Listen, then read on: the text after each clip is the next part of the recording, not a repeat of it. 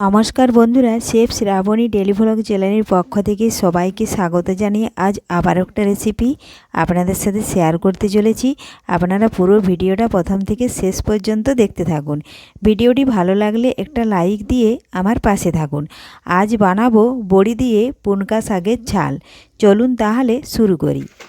জন্য দেখুন বন্ধুরা, বেগুন আলু কেটে ধুয়ে নিয়েছি, পুঙ্কা শাকও কেটে নিয়েছি, ধুয়ে নিয়েছি। এখন এই যে বড়ি নিয়েছি, তো গ্যাস ধরিয়ে কড়াই বসিয়ে দিয়েছি।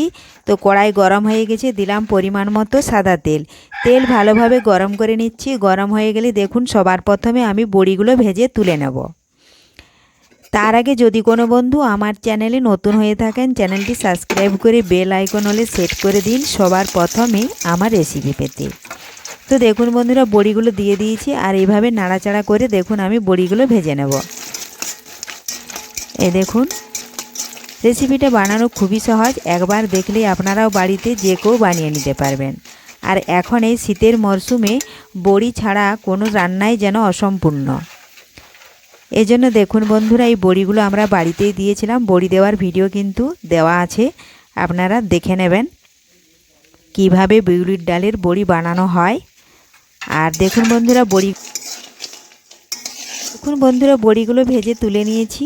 এখন আবার ওই কড়াতে দিলাম পরিমাণ মতো সরষের তেল।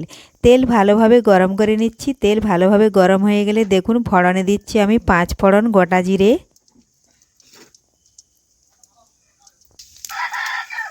দেখুন গোটা জিরে 5 ফোড়ন একটু ভেজে নিচ্ছি। আর আমি এখানে বানাচ্ছি সম্পূর্ণ নিরামিষভাবে।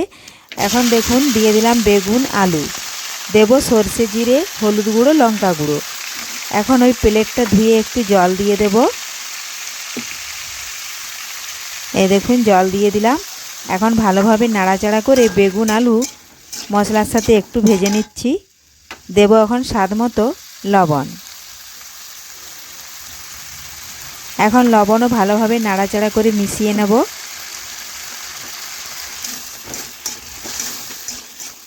এই দেখুন এইভাবে আমি কিছুক্ষণ ভেজে নিচ্ছি সবজি।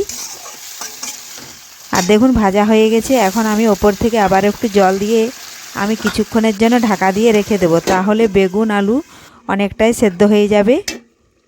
দেখুন বন্ধুরা, ফিরে এলাম কিছুক্ষণ পর, ঢাকা তুলে নিয়েছি। দেখুন অনেকটাই জল শুকিয়ে গেছে আর আলু অনেকটাই সেদ্ধ হয়ে গেছে। এই মুহূর্তে আমি পুনকা শাক ধুয়ে রেখেছিলাম জল ঝরিয়ে, এখনও কিন্তু আবারও দেখুন ওপর থেকে শাকগুলো নিয়ে নিচ্ছি, কারণ নিচে অনেকটাই জল ঝরেছে। জলটা দিচ্ছি না, এই দেখুন এইভাবে দিয়ে দিচ্ছি। দেখুন বন্ধুরা, সমস্ত ফাঁকগুলো আমি দিয়ে দিয়েছি। এখন খুরপি দিয়ে নাড়াচাড়া করে সবজির সাথে শাকগুলো মিশিয়ে নেব। আর দেখুন মেশানো হয়ে গেলেই আমি আবারও 10 থেকে 20 সেকেন্ড মতো ঢাকা দিয়ে রেখে দেব, তাহলে সবজি যেটুকু সেদ্ধ হতে বাকি আছে সেদ্ধ হয়ে যাবে আর পুনকা শাকও সেদ্ধ হয়ে যাবে। এই দেখুন ঢাকা দিয়ে দিয়েছি। তো ফিরে এলাম 20 সেকেন্ড পর। দেখুন বন্ধুরা, ঢাকা তুলে নিয়েছি। আর এই দেখুন সমস্ত কিছু একসাথে ভালোভাবে সেদ্ধ হয়ে গেছে, কিন্তু জলটা অনেকটাই শুকিয়ে গেছে। আমি এই মুহূর্তে আবারও একটু জল দিয়ে দিচ্ছি। আর যদি জল থাকে তাহলে কিন্তু দেওয়ার দরকার নেই। এই দেখুন জল দিয়ে দিয়েছি। এখন আমি ভেজে রাখা বড়ি দেখুন হাত দিয়ে আবারও ভেঙে নিয়েছি। এটা এখন দিয়ে বেশ কিছুক্ষণ নাড়াচাড়া করতে করতে বড়িগুলোও সেদ্ধ হয়ে যাবে, তাহলেই তৈরি হয়ে গেল শীতের মরশুমে বড়ি দিয়ে পুনকা শাক বেগুন আলুর ঝাল। রেসিপিটি বানানো খুবই সহজ, এইভাবে আপনারাও বাড়িতে খুব সহজেই বানিয়ে নিতে পারবেন। আর ভালো লাগলে লাইক শেয়ার কমেন্ট করতে অবশ্যই ভুলবেন না বন্ধুরা।